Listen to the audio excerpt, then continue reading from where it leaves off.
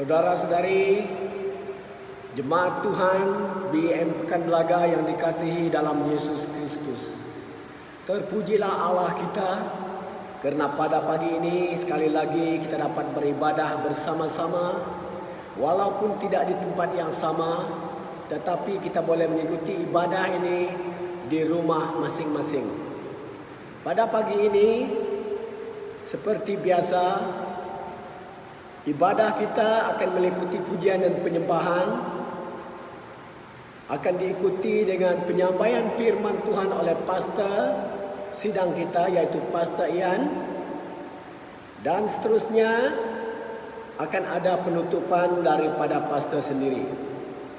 Saudara yang dikasihi dalam Yesus Kristus, sebelum kita memulakan ibadah, ingin kita sampaikan beberapa pengumuman penting untuk makluman jemaat Tuhan. Yang pertama, mengikut pengumuman Majelis Keselamatan Negara bahwa ibadah di gereja akan dapat dimulai pada 10 hari bulan Jun tahun 2020. Ini bermakna ibadah akan dibenarkan di gereja selepas sahaja selesai PKPB.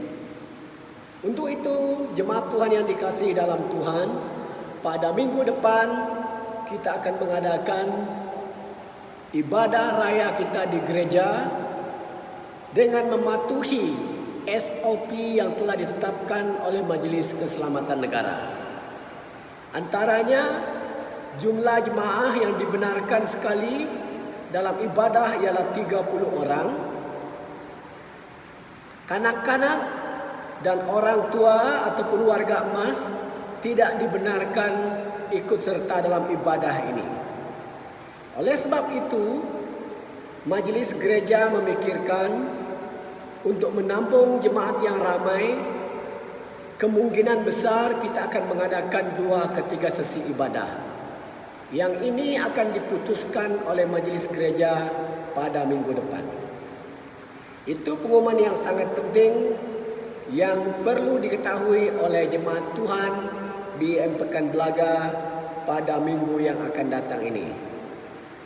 Sebelum kita meneruskan ibadah kita dalam pujian dan penyembahan dan seterusnya penyampaian firman Tuhan oleh pastor gereja kita, Pastor Ian Erang, eloklah kita memulakan ibadah kita dengan berdoa. Mari kita sama-sama berdoa. Bapa yang di sorga, Bapa yang kami kenal dalam nama Tuhan Yesus Kristus. Pada pagi ini Tuhan, sekali lagi kami jemaat BM Pekan Belaga mengucap syukur dan terima kasih kepada Tuhan di atas penyertaan dan urapan Tuhan dalam minggu-minggu yang telah berlalu. Sehingga pada pagi ini Tuhan, kami hadir untuk sama-sama beribadah kepada Engkau Tuhan kami yang hidup, yang penuh kasih dan anugerah. Walaupun kami tidak berada di tempat yang sama seperti di gereja, tetapi Tuhan, kami beribadah dari rumah kami masing-masing secara bersekutu bersatu dalam iman kami. Dan kami tahu Bapa, di dalam firman-Mu mengatakan bahwa di mana 2 atau 3 orang berkumpul untuk memuji nama Tuhan, Engkau hadir di tengah-tengah mereka. Oleh itu Tuhan Yesus, hadirlah di tengah-tengah jemaat-Mu secara keluarga yang beribadah di tempat masing-masing hari ini.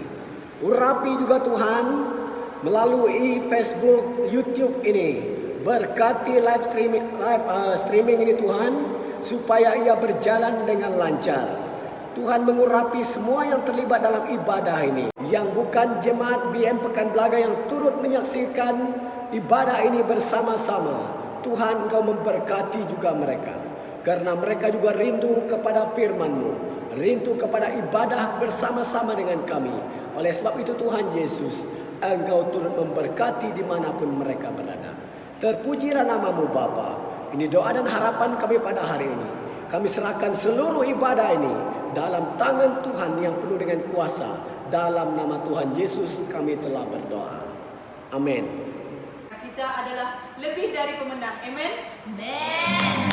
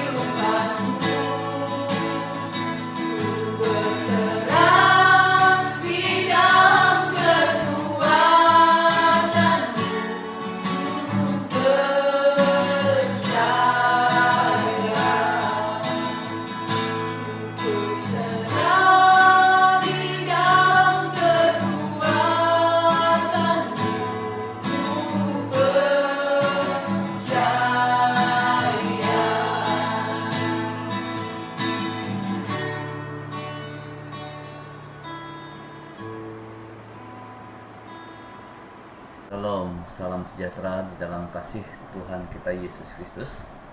Saat ini kita sungguh bersyukur karena sekali lagi kita dapat bersama berkumpul beribadah lewat ibadah online pada hari ini. Sebelum kita akan mendengar firman Tuhan, seperti mana yang telah kita sedia maklum bahwa kita akan bersama menghadap meja Tuhan pada hari ini. Ya, seperti mana yang telah kita maklumkan sebelum ini, kita akan menyediakan perjamuan Tuhan ataupun menyediakan di tempat kita masing-masing. Jadi sebelum itu kita akan menghadap meja Tuhan. Sebelum saya teruskan, saya memimpin kita di dalam doa. Mari kita sama-sama berdoa. Haleluya. Bapa di sorga, dalam nama Tuhan Yesus Kristus, saat ini ya Tuhan, kami datang kepadamu, bersyukur ya Tuhan atas kasih cinta-Mu yang tidak pernah berhenti. Kami kecapi, kami nikmati dalam hidup kami. Sehingga hari ini ya Tuhan, kami boleh ada berkumpul lewat online pada hari ini. Semuanya oleh karena Tuhan. Kami berdoa ya Tuhan, agar Engkau kawali seluruh kemudahan-kemudahan yang kami guna pakai pada hari ini, agar semuanya dapat berfungsi dengan baik. Segala halangan, gangguan daripada manapun yang mengganggu, kami tolak semuanya itu demi nama Yesus Kristus. Tetapi biarlah ya Tuhan, kami akan mengecapi kebaikan-Mu. Tuhan, sebentar kami akan menghadap meja-Mu. Tuhan memberkati, karena kami sekali lagi memperingatkan tentang kebaikan-Mu, tentang pengorbanan-Mu ya Tuhan dalam hidup kami. Terima kasih Bapa, berkati dari awal hingga akhir. Dalam nama Yesus Kristus kami telah berdoa. Amin. Bapak, Ibu, saudara-saudari yang Tuhan Yesus kasihi, saya membawa kita untuk membaca firman Tuhan yang terdapat di dalam 1 Korintus 11 ayat 23 hingga yang selanjutnya. Ketikan yang biasa kita baca, yang berbunyi demikian: sebab apa yang telah kuteruskan kepadamu telah aku terima dari Tuhan, yaitu bahwa Tuhan Yesus pada malam waktu Ia diserahkan mengambil roti, dan sesudah itu Ia mengucap syukur atasnya. Ia memecah-mecahkannya dan berkata, inilah tubuhku yang diserahkan bagi kamu. Perbuatlah ini menjadi peringatan akan aku. Demikian juga Ia mengambil cawan sesudah makan, lalu berkata, cawan ini adalah perjanjian baru yang dimeteraikan oleh darahku. Perbuatlah ini setiap kali kamu meminumnya, menjadi peringatan akan aku. Sebab setiap kali kamu makan roti ini dan minum cawan ini, kamu memberitakan kematian Tuhan sampai Ia datang. Jadi barang siapa dengan cara yang tidak layak makan roti atau minum cawan Tuhan, ia berdosa terhadap tubuh dan darah Tuhan. Karena itu hendaklah tiap-tiap orang menguji dirinya sendiri, dan baru sesudah itu ia makan roti dan minum dari cawan itu. Karena barang siapa makan dan minum tanpa mengakui tubuh Tuhan, ia mendatangkan hukuman atas dirinya. Sebab itu banyak di antara kamu yang lemah dan sakit, dan tidak sedikit yang meninggal. Bapak, Ibu, saudara-saudari yang Tuhan Yesus kasihi, perjamuan suci merupakan sesuatu yang perintah di mana seharusnya kita lakukan ya dalam kehidupan kita, apatah lagi di dalam kehidupan kita sebagai orang yang percaya kepada Tuhan. Jadi mari saya membawa kita untuk melihat arti perjamuan suci. Perjamuan suci pertama adalah merupakan satu perintah untuk mengingati Yesus Kristus dalam kehidupan kita. Jadi saudara, ada kalanya kita lupa akan Tuhan Yesus sendiri dalam kehidupan kita. Yang kedua adalah perintah untuk mengingati pengorbanan Yesus Yesus telah mati dan digantung di kayu salib demi pelanggaran dan dosa kita, saudara. Kitalah yang sebenarnya, yang seharusnya yang dihukum, yang disebat dan diludahi karena pelanggaran kita. Tetapi kini Tuhan Yesus kita yang telah mengambil posisi kita, menggantikan kita, sehingga dia digantungkan di kayu salib demi menanggung segala pelanggaran ataupun menebus dosa, menebus pelanggaran kita, menebus kita dari dosa. Itu yang aku maksudkan. Itu adalah yang kedua, kita mengingatkan tentang pengorbanan Tuhan Yesus. Yang ketiga, perintah untuk kita sekali lagi mengingatkan tentang pengalaman keselamatan kita. Contoh, kita selalu ingat tentang tarikh lahir kita. Kita juga seharusnya mengingat tentang kelahiran kembali kita. Sewaktu kita, pengalaman pertama kita mengingat ataupun menerima Tuhan Yesus Kristus sebagai Tuhan dan Juru Selamat, kita dibaptiskan menjadi orang-orang yang percaya kepada Tuhan. Ingat, itu membawa kita untuk mengingatkan tentang itu. Yang keempat adalah merupakan perintah juga untuk mengingatkan akan mereka yang belum percaya. Sebab di dalam ayat 26 tadi berkata, saudara, sebab setiap kali kamu makan roti ini dan minum cawan ini, kamu memberitakan Tuhan sampai Ia datang. So, ini adalah perintah, merupakan perintah agung Tuhan, amanat agung Tuhan, supaya kita terus memberitakan kematian Tuhan sampai Ia datang kepada orang yang belum mengenal Tuhan. Yang selanjutnya adalah perintah untuk mengingatkan pentingnya persekutuan. Jadi saudara, meskipun kita tidak bersama makan perjamuan Tuhan ini, kita boleh melihat sebelah kiri dan kanan kita ada jemaat yang lain, dan ada teman-teman kita, ada jemaat-jemaat kita, seperti mana yang kebiasaan yang kita lakukan. Tetapi walaupun demikian, walaupun kita di rumah sahaja pada hari ini, tetapi ingat bahwa perjamuan Tuhan ini membawa kita untuk mengingat tentang pentingnya persekutuan di antara satu dengan yang lain. Apatah lagi kita di dalam berjemaat, kita sangat pentingkan perjamuan. Jadi persekutuan. Jadi perjamuan kudus berarti makan bersama dari satu roti, yaitu tubuh Kristus, sebagai tanda kesatuan dalam tubuh Kristus. Itu sebabnya kita akan mengikut arahan, kita akan makan roti yang sama sebenarnya. Ya, kalau ikut yang disebut yang dipecah-pecahkan, roti yang sama yang dipecah-pecahkan, dan kita akan minum dari cawan ataupun air yang sama, ya, merupakan kita akan makan tubuh yang sama ataupun minum roti yang sama, merupakan kita bersama di dalam satu tubuh Kristus, ya, sebagai tanda kesatuan dalam sebagai tanda kesatuan kita di dalam tubuh Kristus. Haleluya. Jadi saudara, itu merupakan jadi penutup daripada penyampaian ini adalah arti perjamuan kudus bagi kita adalah supaya kita semakin hari semakin mendekatkan diri kepada Tuhan. Kita tidak bermain-main dengan pelanggaran, kita tidak akan bermain-main dengan dosa, kita tidak menyia-nyiakan pengorbanan Yesus bagi kita.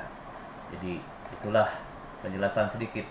Nah, seperti mana yang saya sudah katakan dari awal, bahwa kita menyediakan roti, ya, menyediakan air masing-masing di tempat kita masing-masing.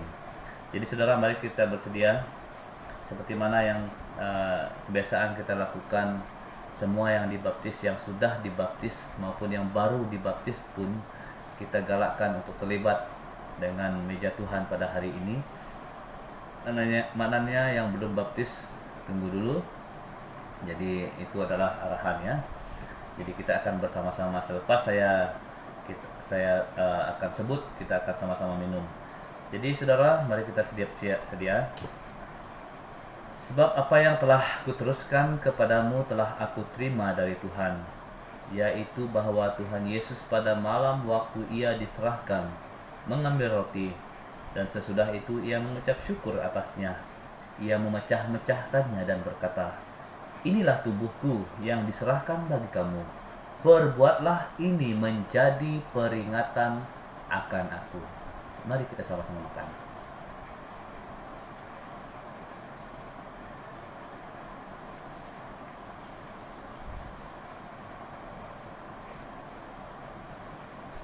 Demikian juga ia mengambil cawan sesudah makan, lalu berkata, "Cawan ini adalah perjanjian baru yang dimeteraikan oleh darahku. Perbuatlah ini setiap kali kamu meminumnya menjadi peringatan akan aku."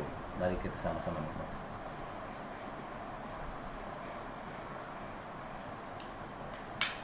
Ya Tuhan, kami bersyukur atas kebaikan-Mu yang telah Engkau lakukan ya Tuhan.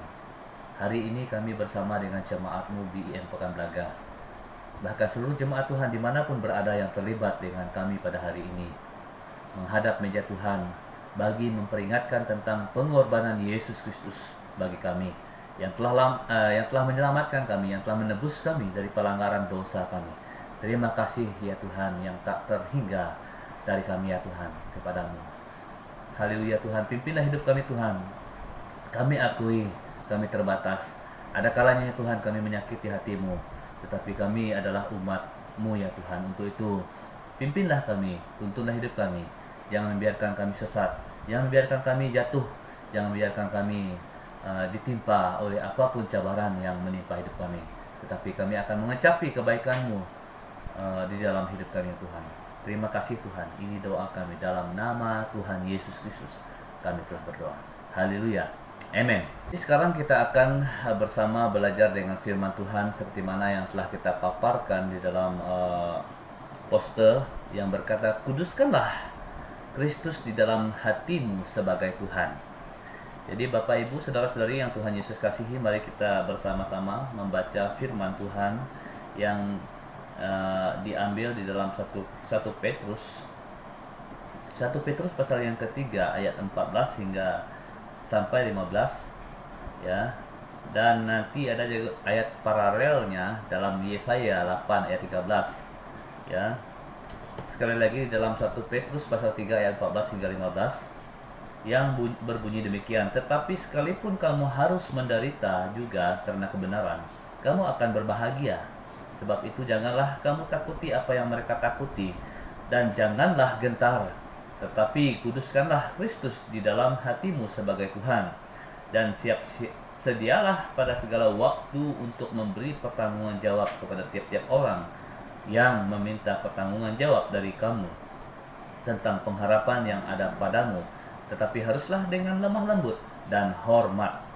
Di dalam paralelnya yang seperti mana yang saya katakan tadi dalam Yesaya pasal yang ke-8 ayat 13, "Berbahagialah orang yang dianiaya." Maaf, yang berbunyi demikian, "Jangan sebut persepakatan segala apa yang disebut bangsa ini persepakatan. Dan apa yang mereka takuti janganlah kamu takuti, dan janganlah gentar melihatnya." Ayat 13, "Tetapi Tuhan semesta alam, dialah yang harus kamu akui sebagai yang kudus.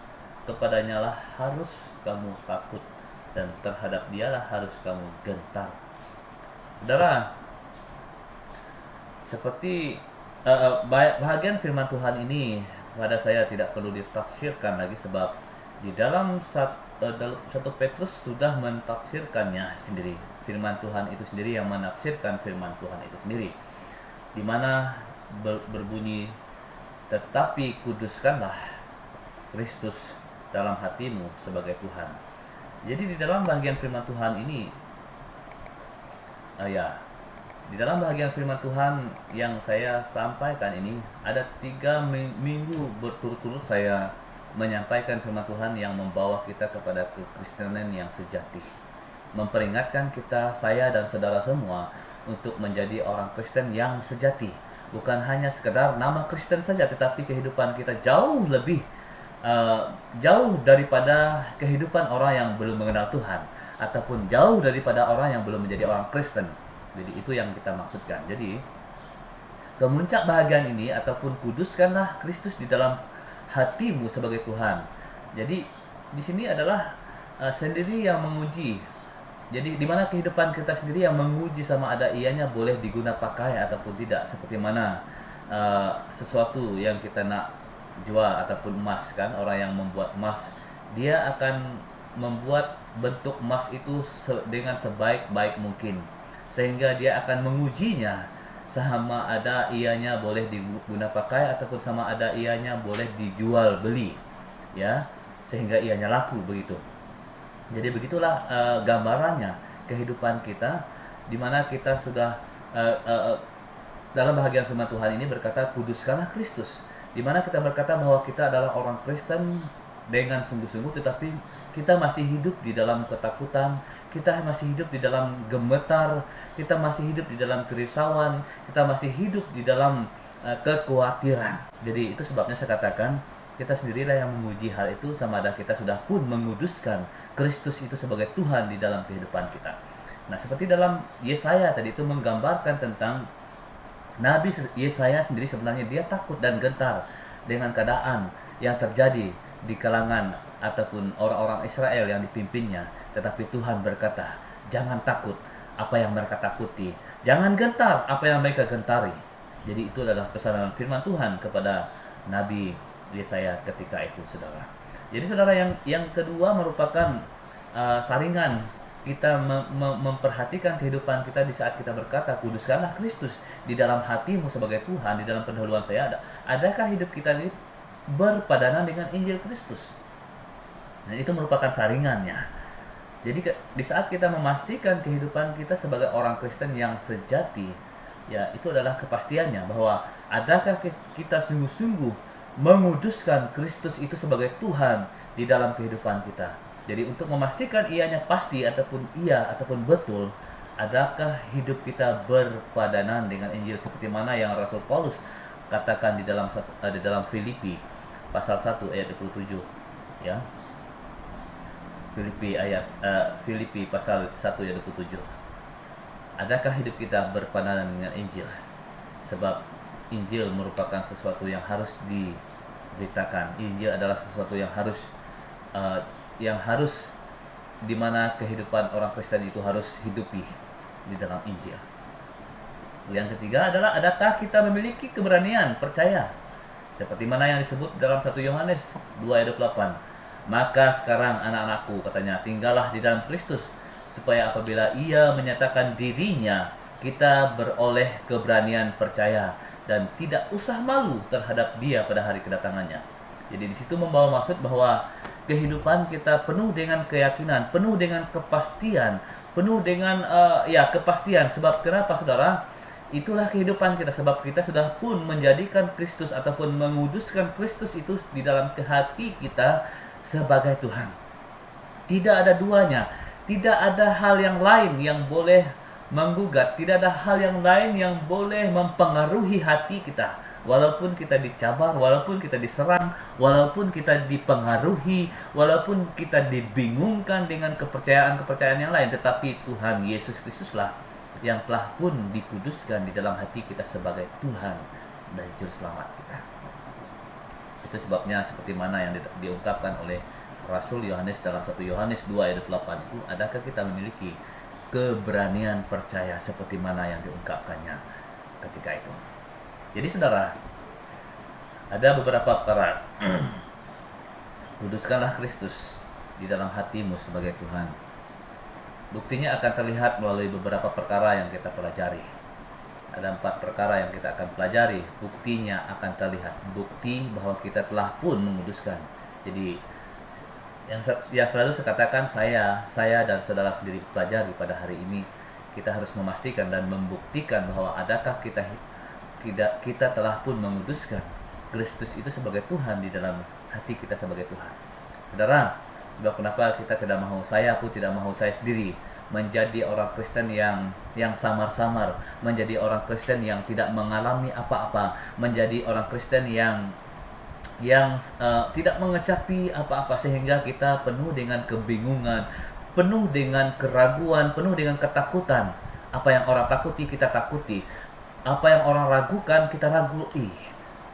Jadi saudara, mari kita pelajari lewat firman Tuhan yang sederhana saya, Pastor Ian ataupun Pastor Irang sampaikan pada hari ini. Yang pertama adalah di dalam petikan firman Tuhan yang kita baca sebentar tadi dalam 1 Petrus 3 ayat 14e berkata, Tetapi sekalipun kamu harus menderita juga karena kebenaran, kamu akan berbahagia. Tetapi sekalipun kamu harus menderita karena kebenaran, kamu akan berbahagia. Sebab di dalam ayat yang ke-13 berkata, dan siapakah yang akan berbuat jahat terhadap kamu jika kamu rajin berbuat baik? Siapakah yang akan berbuat jahat terhadapmu jika kamu rajin berbuat baik? Jadi sekalipun kamu harus menderita juga karena kebenaran, kamu akan berbahagia. Jadi saudara, yang pertama yang membuktikan kita telah pun menguduskan Kristus sebagai Tuhan di dalam hati kita adalah hidupnya akan bahagia di tengah penderitaan. Wow, sesuatu yang sebenarnya sukar kita lakukan, sesuatu yang sukar kita terima sebenarnya. Bagaimanakah mungkin kita akan berbahagia sedangkan kita hidup di tengah penderitaan? Saudara-saudari yang Tuhan Yesus kasihi, tetapi ini merupakan buktinya akan terlihat seperti mana yang saya katakan tadi, di mana seseorang itu telah menguduskan Kristus sebagai Tuhan di dalam hatinya, adalah hidupnya akan bahagia di tengah penderitaan. Tidak akan tidak akan komplain, tidak akan hidup komplain begitu di sana sini. Contohnya kita pakai Facebook ini untuk komplain, untuk meluahkan hasrat, meluahkan sakit hati kita. Saudara, itu bukanlah kehidupan kita sebagai orang yang percaya. Tapi orang Kristen yang sesungguhnya, ataupun untuk membuktikan, memastikan kita telah pun menguduskan Kristus di dalam hati kita sebagai Tuhan, hidupnya ataupun hidup kita bahagia meskipun di tengah penderitaan. Kekuatannya karena hidup dalam kebenaran. Sebab kenapa, saudara, itu adalah seperti mana yang saya katakan awal tadi, ya. Di saat kita hidup di dalam kebenaran, apa yang kita perlu takuti, apa yang perlu kita risaukan, itu adalah gambaran orang yang ditahan, contohnya dituduh. Tetapi di saat dia dituduh, tetapi dia masih hidup di dalam kebenaran, apa yang dia perlu takutkan? Meskipun dihadapkan di mahkamah sekalipun, karena dia hidup dalam kebenaran, apa yang perlu ditakuti? Begitu. Demikianlah kehidupan kita sebagai orang yang percaya kepada Tuhan, ya. Kekuatan kita tadi itu, meskipun kita hidup dalam penderitaan, tetapi kita hidup dengan bahagia. Sebab kenapa? Kuncinya adalah karena kekuatan kita hidup di dalam kebenaran. Yang kedua, yang selanjutnya adalah merupakan keyakinan yang pasti. Itu sebabnya di dalam pendahuluan saya tadi berkata di dalam 1 Yohanes tadi kan, memiliki keberanian percaya untuk menghampiri takhta Allah sendiri. Itu adalah menjelaskan bahwa di mana kita sendiri memiliki keyakinan yang pasti.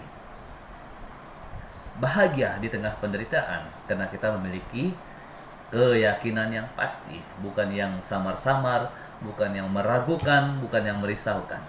Saya dan saudara harus mengerti bahagian ini. Mengapa, saudara? Karena kita memiliki keyakinan yang pasti, yang tidak samar-samar. Amin. Haleluya. Katakan, saya harus hidup bahagia di tengah penderitaan. Amin.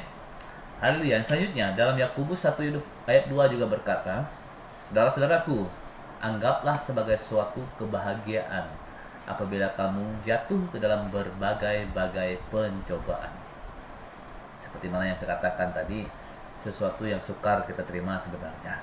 Tetapi Alkitab berkata, anggaplah satu kebahagiaan apabila kamu jatuh ke dalam berbagai pencobaan.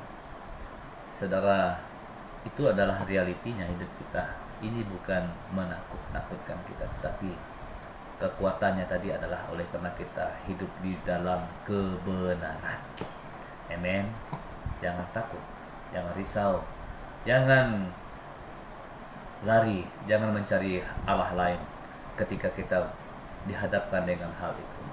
Kita bukan mencari, tetapi kita tidak tahu bila waktunya kita berhadapan. Tetapi yang jelas bahwa Tuhan tidak pernah menjanjikan laut tenang, ya. Jadi bermaksud kita harus berjaga-jaga, bersedia, sebab akan ada waktunya kita akan berhadapan dengan hal yang sukar ya di dalam hidup kita. Jangan takut, kita hidup di dalam kebenaran. Kedua, kuduskanlah Kristus di dalam hatimu sebagai Tuhan. Buktinya akan terlihat di saat dia tidak hidup dalam ketakutan. Dalam 1 Petrus 3 ayat 14b berkata, sebab itu janganlah kamu takuti apa yang mereka takuti, dan jangan gentar. Dalam Yesaya juga menjelaskan tadi, Yesaya seperti mana yang saya katakan tadi, bahwa Yesaya seorang nabi, tetapi dia bersembunyi karena merasa takut apa yang ditakuti bangsa Israel ketika itu. Itu sebabnya Allah berfirman kepadanya yang berbunyi demikian, jangan sebut persepakatan. Segala apa yang disebut bangsa ini persepakatan, dan apa yang mereka takuti janganlah kamu takuti, dan janganlah gentar melihatnya. Saudara-saudari yang Tuhan Yesus kasih, seperti mana yang saya katakan tadi, perkara yang kedua, di mana kita telah pun menguduskan Kristus sebagai Tuhan di dalam hati kita, akan terlihat di saat kita, ataupun di saat Anda, saya dan saudara tidak hidup di dalam ketakutan. Amin. Ketakutan. Sebab kenapa? Itu merupakan keyakinan kita. Sebab kenapa kita telah pun menetapkan suatu ketetapan, sebenarnya tidak ada perubahan, tidak ada duanya, di mana Kristus itu di dalam hati kita sebagai Tuhan. Tidak ada sesuatu yang lain yang kita andalkan, tidak ada sesuatu yang lain yang kita harapkan di dalam hati kita, dalam kehidupan kita. Hanya Tuhan kita Yesus Kristus. Dalam 2 Timotius 1:7 berkata, sebab Allah memberikan kepada kita bukan roh ketakutan, melainkan roh yang membangkitkan kekuatan kasih dan ketertiban. Itulah yang sebenarnya yang ada pada kita, bukan roh ketakutan, tetapi roh keberanian, roh yang membangkitkan kekuatan kasih dan ketertiban di dalam kehidupan orang yang percaya kepada Yesus Kristus. Dan dalam Yesaya 8 ayat 13 juga berkata, tetapi Tuhan semesta alam, dialah yang harus kamu akui sebagai yang kudus, kepadanya lah harus kamu takut, dan terhadap dialah harus kamu gentar. Tapi berbeza dengan orang-orang Kristen yang saya katakan, orang-orang Kristen yang samar-samar, orang-orang Kristen yang tidak mengalami apa-apa. Mereka takut terhadap sesuatu yang ada di dunia ini, tetapi tidak takut terhadap Tuhan yang kudus. Buktinya mencuri, melakukan pelanggaran, berzinah, dan banyak lagi hal-hal yang dilakukan. Itu membuktikan kita tidak takut kepada Tuhan. Tetapi di sini firman Tuhan tegas mengatakan kepada Nabi Yesaya, karena dia takut kepada bangsa Israel ketika itu, tetapi Tuhan berfirman kepadanya, tetapi Tuhan semesta alam, dialah yang harus kamu akui sebagai yang kudus, katanya. Kepadanya lah harus kamu takut dan gentar. Itu adalah yang seharusnya kita sebagai orang Kristen, orang yang telah pun menguduskan Kristus sebagai Tuhan di dalam hatinya, adalah yang dia takuti adalah Tuhan semesta alam. Amin. Saya takut Tuhan. Saya takut Tuhan. Katakan di dalam hati kita masing-masing, saya takut Tuhan Yesus Kristus dalam hidup saya. Takut Tuhan itu bukan seperti mana kita takut hantu dan sebagainya. Kita takut Tuhan itu adalah senantiasa setia dan taat melakukan firman-Nya. Takut untuk berbuat dosa, takut untuk melakukan pelanggaran dimanapun kita berada. Ya, itu adalah kehidupan kita. Dia tidak hidup dalam ketakutan. Saudara, saya selalu sebut ini untuk memastikan kita telah pun Kristus ada di dalam hati kita sebagai Tuhan. Kita tidak perlu takut kemanapun kita melangkah. Tetapi tidak sedikit orang Kristen yang takut malam. Boleh diterima kalau kita mungkin katakan takut ular, takut ulat, ya, takut serangga dan sebagainya. Tetapi saya sukar untuk terima di saat kita berkata bahwa takut hantu. Memang hantu ada, sehingga ada juga yang takut lewat kuburan, takut malam ke dapur, ke jamban ataupun tandas sahaja pun takut. Saudara, dalam 1 Yohanes 4 ayat 4 berkata, roh yang Tuhan berikan kepada kita lebih besar daripada roh yang ada di dunia ini. Saya tidak bercakap dengan omong kosong, saya tidak bercakap dengan tanpa ada, belum pernah mengalami, tetapi saya sudah pun mengalami hal itu. Ya, mengalami dalam hidup saya sendiri, di mana roh yang di dunia ini sesungguhnya ada. Tetapi satu kelebihan kita, Roh Kudus yang telah Tuhan berikan kepada kita lebih besar daripada roh yang ada di dunia ini. Pocongkah apapun yang ada di dunia ini, tidak perlu takut. Kita boleh melawannya dengan nama Yesus. Karena nama Yesus Kristus yang telah kita pun jadikan Tuhan sebagai juru selamat kita lebih besar di surga, di bumi. Nama Yesus berkuasa. Jadi untuk itu saudara, itu adalah perisai kita, itu adalah kekuatan kita, itu adalah perlengkapan kita yang harus kita guna pakaikan untuk melawan muslihat iblis, untuk melawan iblis yang menyerang kita. Ingat, ujilah itu dalam hidup kita. Praktekkan itu dalam hidup kita. Janganlah biarkan hidup kita terus hidup dalam ketakutan. Malam, takut kuburan, dan sebagainya. Saudara-saudari yang Tuhan Yesus kasihi, kita harus belajar untuk hidup setia dan taat, ataupun memastikan kita sungguh-sungguh mengalami Tuhan sendiri di dalam kehidupan kita. Haleluya, amin. Yang selanjutnya saudara, yang ketiga, bertanggung jawab tentang imannya sendiri. 1 Petrus 3 ayat 15 berkata, tetapi kuduskanlah Kristus di dalam hatimu sebagai Tuhan, dan siap sedialah pada segala waktu untuk memberi pertanggungan jawab kepada tiap-tiap orang. Saudara, bertanggung jawab tentang imannya sendiri ini bermaksud kita sudah mengerti tentang iman kita sendiri, dan sudah pasti kita boleh memberi jawaban kepada orang yang belum mengetahui tentang iman kita. Jadi seperti mana dalam perjamuan suci tadi kita berkata bahwa kita akan memberitakan tentang kematian Tuhan. Jadi kita harusnya tahu bagaimana cara untuk menyampaikan bahagian itu. Jadi itu sebabnya ilmu teologi sangat penting untuk dipelajari, ataupun belajar Alkitab itu sangat penting untuk kita dapat menjelaskan, menyampaikannya kepada mereka. Belajar Alkitab dengan setia, mendengar khutbah daripada para hamba-hamba Tuhan, dan membaca buku-buku rohani. Itu sangat penting saudara. Saya sarankan agar semua jemaat Tuhan belajarlah dengan tekun, sebab kita harus bertanggung jawab tentang iman kita sendiri.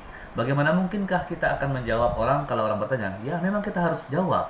Sebab kenapa mereka bertanya? Jawablah. Kata firman Tuhan, haruslah dengan lemah lembut dan hormat, dan dengan hati nurani yang murni. Tidak ada niat apa-apapun yang jahat, untuk memberi pertanggungjawab dengan hormat, kan, kata firman Tuhan, dengan hormat, dengan lemah lembut dan murni, hati nurani yang murni. Itu adalah yang seharusnya kita lakukan. Yang selanjutnya adalah dengan yang keempat, ayat yang sama, bertanggung jawab tentang iman orang lain. Ini juga sangat penting saudara, merupakan sesuatu yang keharusan, perintah agung orang Kristen itu sendiri, dia harus bertanggung jawab tentang iman orang lain. Maksud saya di sini adalah orang seperti mana dalam perjamuan suci yang telah kita hadapkan sebentar tadi. Setelah kita makan dan minum cawan ini, kita memberitakan kematian Tuhan sampai Tuhan Yesus datang. Maksud dari situ adalah di mana kita harus bertanggung jawab melihat keadaan dunia ini. Kita sudah melihat, kita sudah hidup dalam kebenaran, dan kita juga pastikan orang lain juga hidup di dalam kebenaran. Itu sebabnya kita menyampaikan kebenaran tersebut kepada orang yang belum mengalami kebenaran itu. Dalam Roma 1 ayat 16 berkata, sebab aku mempunyai keyakinan yang kokoh dalam Injil, karena Injil adalah kekuatan Allah yang menyelamatkan setiap orang yang percaya, pertama-tama orang Yahudi tetapi juga orang Yunani. Jadi di sini Rasul Paulus berkata bahwa dia memiliki keyakinan yang kokoh dalam Injil.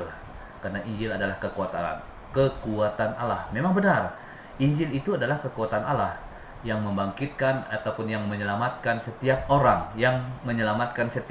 Jadi bagaimanakah orang-orang itu akan diselamatkan sedangkan Injil itu tidak diberitakan, tidak disampaikan? Itu sebabnya yang keempat ini berkata, orang yang telah pun menguduskan Kristus sebagai Tuhan di dalam hatinya sebagai Tuhan, dia harus bertanggung jawab ya tentang iman orang lain.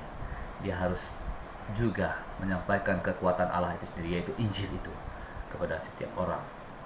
Nah, saudara, orang yang sudah kudus, telah kuduskan Kristus di dalam hatinya sebagai Tuhan akan bertanggung jawab tentang iman orang lain. Itu pola yang keempat. Jadi dalam Yehezkiel berkata, dalam 2 Timotius 1 ayat 8e berkata, jadi janganlah malu bersaksi tentang Tuhan kita. Jadi saudara, dimanapun kita berada, meskipun kita berkurung sekarang ini, jangan buang masa kita dengan main game saja. Ya, memang saya lihat banyak orang yang untuk menghilangkan boringnya, ya, menghabiskan masanya berkurung di rumah, main game dan sebagainya. Saya tidak berminat dengan itu. Itu sebabnya saya katakan, meskipun kita berminat dengan game, jadi luangkan masa untuk guna pakai kemudahan yang kita miliki, smartphone, handphone yang kita guna pakai untuk terus bersaksi. Jadi janganlah malu bersaksi tentang Tuhan kita. Itu yang terdapat di dalam 2 Timotius pasal 1 ayat 8e. Yehezkiel juga berkata, ini menggambarkan ataupun ini mengisahkan Yehezkiel dikhususkan Allah untuk menjaga bangsa Israel, memperingatkan mereka jika mereka hidup dalam kesalahan, yaitu dalam Yehezkiel 3 ayat 18 hingga yang ke-19. Jadi Allah berfirman kepadanya, kalau aku berfirman mereka yang hidup dalam kejahatan, tetapi kamu tidak memperingatkan mereka tentang kejahatan mereka, lalu mereka mati dalam kejahatan mereka, maka Tuhan akan menuntut nyawa mereka atasmu. Sebab kita sendiri tidak menyampaikan, kita sendiri tidak memperingatkan mereka tentang kejahatan yang mereka lakukan, maka mereka mati dalam keadaan itu, nyawanya Tuhan akan tuntut daripada kita.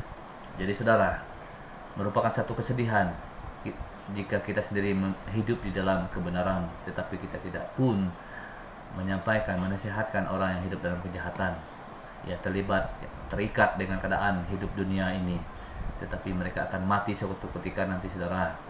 Alangkah sedihnya kalau kitalah yang akan dituntut ya tentang nyawa mereka. Jadi untuk itu, mari janganlah malu untuk bersaksi tentang Tuhan kita. Meskipun kita berkurung saat ini, saudara, teruskan. Jangan malu untuk bersaksi tentang Tuhan kita dimanapun Anda berada. Jadi, dalam kesimpulan saya, kuat dalam kelemahan merupakan topik yang pertama seperti mana saya katakan tadi, di mana berturut-turut saya menyampaikan topik 3 minggu berturut-turut yang menjurus kepada membawa kita untuk menjadi Kristen yang sejati sebenarnya. Pastikan Tuhanku adalah Tuhanmu. Itu merupakan topik yang kedua. Jadi kuduskanlah Kristus di dalam hatimu sebagai Tuhan. Nah, ketiga topik itu memaksa saya dan saudara untuk menjadi orang Kristen yang sejati. Amin. Jadi untuk itu, pastikanlah hidup kita menjadi orang Kristen yang sesungguhnya ataupun sejati. Nah, ketika Kristus dikuduskan di dalam hati kita sebagai Tuhan, kita tidak akan goyah. Justru kita akan taat dan setia melakukan firman Tuhan. Haleluya. Ada amin? Nah, itu adalah kemuncaknya ketika Kristus dikuduskan di dalam hati kita sebagai Tuhan. Kita tidak akan goyah apapun tantangan, apapun cabaran. Justru kita akan taat dan setia melakukan firman Tuhan. Haleluya. Mari kita berdoa.